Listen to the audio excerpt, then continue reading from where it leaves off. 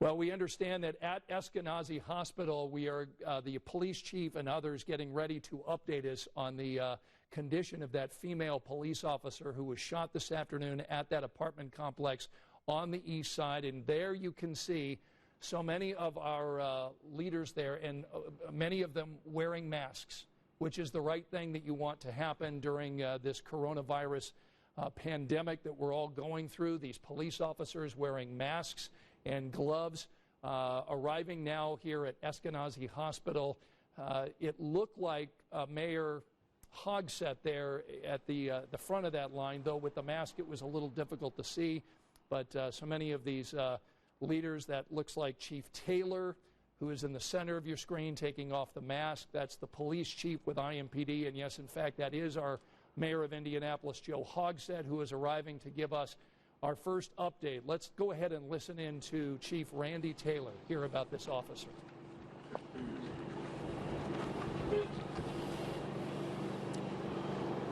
On April 9th, 2020, at approximately 2:46 p.m., officers with the IMPD were dispatched to 1803 Edinburgh Square on a domestic disturbance.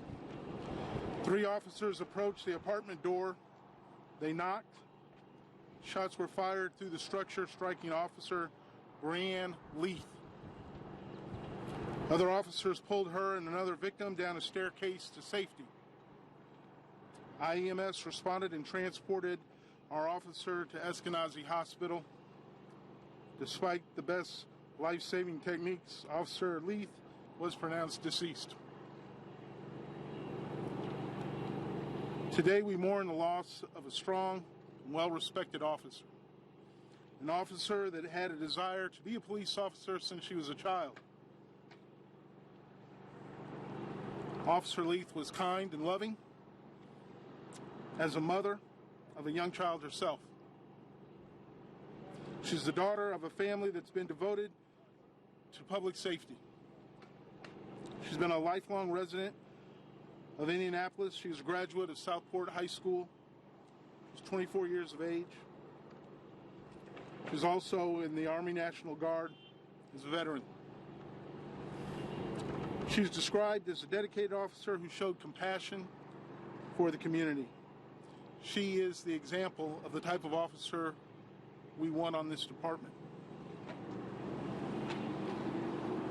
I'm going to turn the podium over to Mayor Joe Hogsett for comments.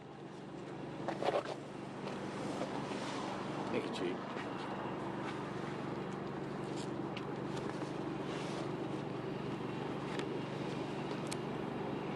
Long ago it was written, "Blessed are the peacemakers, for they will be called children of God." These are the words that provide hope when confronted with loss. These are the words that we must turn to in faith, because our own words are inadequate tonight. This afternoon at 2:46 p.m., a call went out on the radio. There could be no doubt to any who heard it that danger lay on the other end of that address. For so many of us, danger is a thing to be avoided. Not so for Officer Brianne Leith. That's because rather than turn away, Officer Leith turned toward the danger. She heard the call, and she went bravely toward that which could do her harm. Because she knew if she didn't, harm may come to others. Service over self, sacrifice in the name of safety, a thin blue line that is often overlooked but never wavers. These are the principles that guided Officer Leith. These are the principles that guided her every morning when she woke up put on her uniform and lived out the oath to protect and serve the people of our community. On this day, Maundy Thursday, in the middle of the holiest week of this year, Officer Lee made the ultimate sacrifice on behalf of her brothers and her sisters, and made the ultimate sacrifice for an ever-grateful city. Tonight we mourn the loss of a true hero whose name will forever remind us of the honor, the courage, and the strength of our police officers in the face of such senseless violence. I want to say one final thing to the people of the city of Indianapolis. Tonight at 8 p.m., we had planned to light our city blue in support of those first responders who are dedicating their lives to public service in the midst of the COVID-19 outbreak. First responders like Officer Breanne Leith. I am asking that all flags in the city of Indianapolis be lowered to half-staff. And at 8 p.m. tonight, when Monument Circle and other buildings throughout our city are lit up in blue, I am asking that each and every resident of our city find a way to remember the sacrifice of Officer Lee and shower our IMPD family with gratitude as they deal with this unthinkable tragedy. Light a candle, say a prayer, hug your family, and in that moment, remember how lucky we are to have brave men and brave women like Officer Lee. In our city tonight and every night, let us wrap our city's arms around her family, all of her loved ones, and let us wrap our city's arms around our police department so that they may feel the love of a grateful city, forever indebted to the actions of a brave woman. Amen.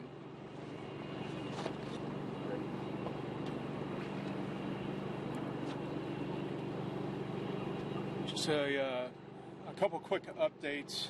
Our Fraternal Order of Police Critical Incident Memorial Response Team has been fully activated through the state, Indiana State FOP. They will begin taking steps in line with their responsibilities to honor our hero officer and to also honor her family. In addition to that, the Indianapolis Metropolitan Police Department will have the full support and resources of our local, state, and national Fraternal Order of Police during this time. And there will be some unique steps that will have to be taken due to the current environment, and we will be working diligently to step through that with our media partners and the public. As a personal note, we would ask humbly that our residents, as they always do,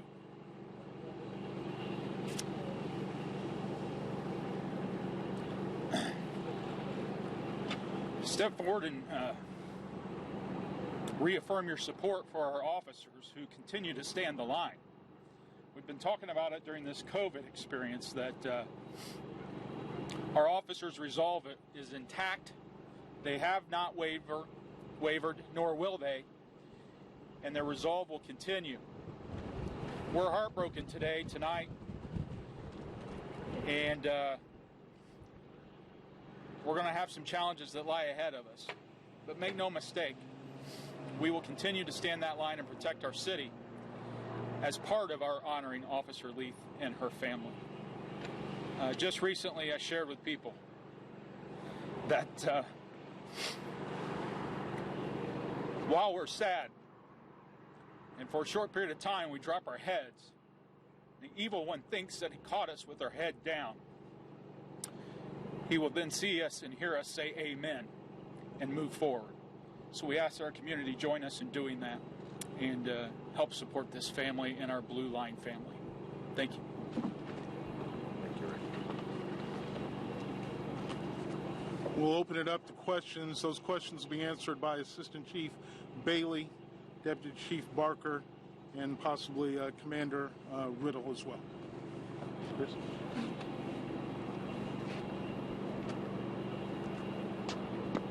Any questions? How long was she on the force? 2.5 years. 2.5 years. Any update on the second person who was shot? I don't have a condition on her, but it didn't seem life-threatening the last update that I received. Not life-threatening. Any additional information on any other suspects? No other suspects. One suspect is in custody right now at the homicide office for questioning, but we're not looking for anything else, and there are no current public safety threats. What can you tell us about the details of that initial call? The circumstances, what the officers said? How long were they on scene before shots were fired? I don't have that information right now. It's still being gathered by the critical incident response team. We'll hopefully have an update over the next 24, 48 hours for you. You said she has a long background in law enforcement. Can you tell us, or her family has a relationship with law enforcement? Can you tell us about that? I believe her mother was a longtime 911 dispatcher, and her father is currently a Marion County Sheriff's deputy. Do we have any information about the relationship between the suspects and the victim? I don't right now. Just to go over once again, you said this was a domestic call, 2:46 this afternoon. 3 officers responded. 2 officers pulled her down the stairs after being shot. That's my understanding right now, but this is still an ongoing new investigation, and facts could change as it moves forward, but that's my understanding. That was a domestic violence call. 3 officers responded. Shots were fired before the officers had even made contact with anybody that I know of, and then she was rescued or brought to safety by 2 other officers that were with her.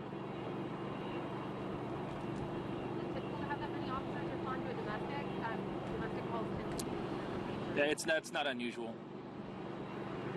What kind of domestic call was this? Husband and wife? Or? I don't have that information right now. Still, all that's being gathered right now. Thank you.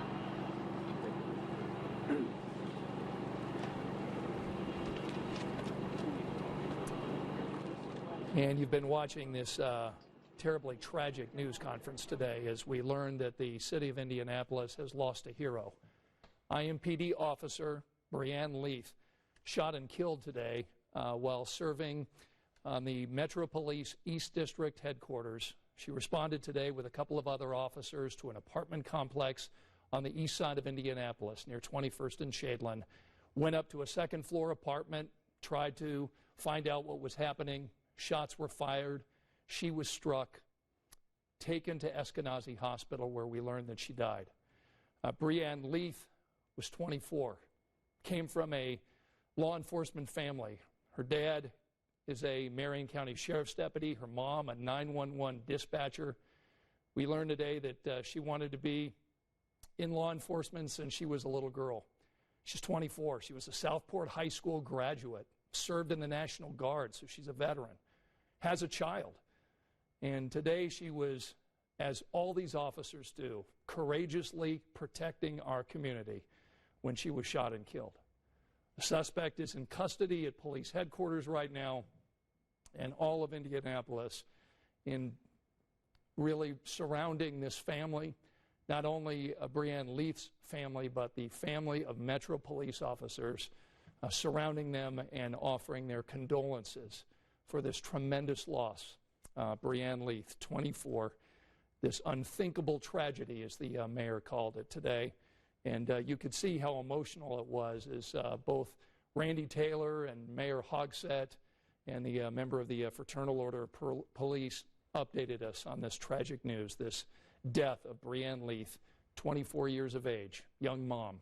And we just, our hearts and prayers go out to her family tonight and certainly the family of IMPD. We're going to continue covering this breaking news throughout the evening during this next hour-long newscast up until 6:30. We've got more to come for you. Right now, we're going to step aside, take a break, and we'll be right back.